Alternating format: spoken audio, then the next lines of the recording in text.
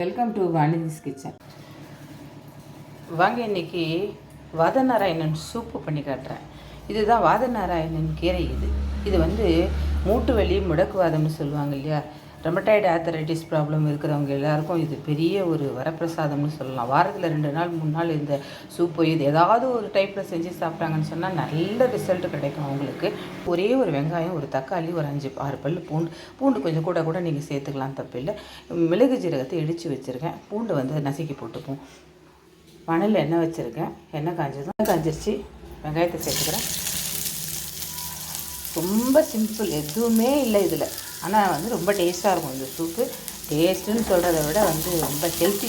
அதுக்காக சாப்பிட்டே ஆகணும். உடம்புக்கு முடியல, முட்டி வெளியில் அவஸ்தப்படுறவங்கெல்லாம் ரொமட்டாய்டு ஆர்த்தரைட்டிஸ் வந்தவங்களுக்கு பார்த்திங்கன்னா அந்த கை கால் விரலெல்லாம் அப்படியே ஒரு மாதிரி பெண்டாலாம் ஆகிட்டுருக்கும்.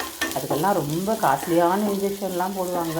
அதெல்லாம் தேவையே இல்லை. நீங்கள் வாரத்துக்கு 2 முறை கொஞ்சம் அந்த மாதிரி உடம்புக்கு முடியாமல் போகிற ஸ்டேஜ்லேயே வந்து ஆரம்பத்துலேயே இந்த மாதிரியெல்லாம் சாப்பிட ஆரம்பிச்சிட்டோம்னா நிறைய வந்து பெருசாக பாதிப்பெல்லாம் வந்து தவிர்த்துடலாம். இது கீரைக்காரங்கக்கிட்ட கேளுங்க, கண்டிப்பாக கொடுப்பாங்க. இது வதங்கினோடனே தக்காளி சேர்த்து வதக்கிடுறேன். வெங்காயம், தக்காளி, பூண்டு நல்லா வதங்கிடுச்சு. அலசி வச்சுருக்கேன். கீரையை சேர்த்துக்கோங்க.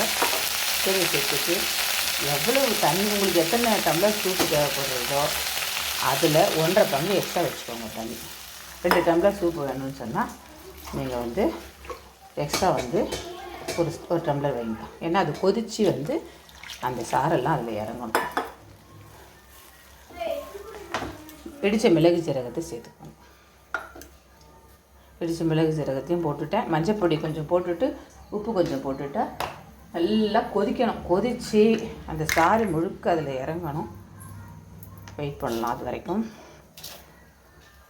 உப்பு கொஞ்சமாக போட்டுட்டு அப்புறம் தேவைப்படுதுன்னா உப்பு போட்டுக்கோங்க. நல்லா கொதிச்சிருச்சு பாருங்கள். நான் எவ்வளோ தண்ணி வச்சேன், இந்த அளவுக்கு வந்து நல்லா கொதித்து வந்து தண்ணி வந்து சுண்டணும். அப்போ தான் ஃபில்ட்ரு பண்ணி எடுத்துட்டேன் பாருங்கள். தேவைப்பட்டதுன்னா உப்பும் மிளகுத்தூளும் சேர்த்துக்கோங்க. டேஸ்ட் பண்ணி பார்த்துட்டு இது வந்து வடிகட்டிட்டு இது வந்து வேஸ்ட்டு இல்லை, எனக்கு சூப்பு வந்து இந்த மாதிரி தண்ணியாக பிடிக்காது, கொஞ்சம் திக்காக இருந்தால் தான் பிடிக்கும்னு நினைக்கிறவங்க இதிலேருந்து கொஞ்சம் எடுத்து மிக்சியில் போட்டு அரைச்சி இதோடு சேர்த்து நீங்கள் குடிக்கலாம். இல்லை, எனக்கு நல்லாவே வந்து சாப்பாட்டில் ஏதாவது ஊற்றி சாப்பிட்ணும் போல் இருக்குது அப்படின்னு நினச்சிங்கன்னா மொத்தத்தையுமே வந்து கீரையை வந்து மிக்சியில் போட்டு பல்ஸ் மோடில் போட்டு எடுத்துகிட்டு இதோடு மிக்ஸ் பண்ணி சாப்பாட்டில் போட்டு கூட நீங்கள் சூடாக சாப்பிட்டுடுங்க.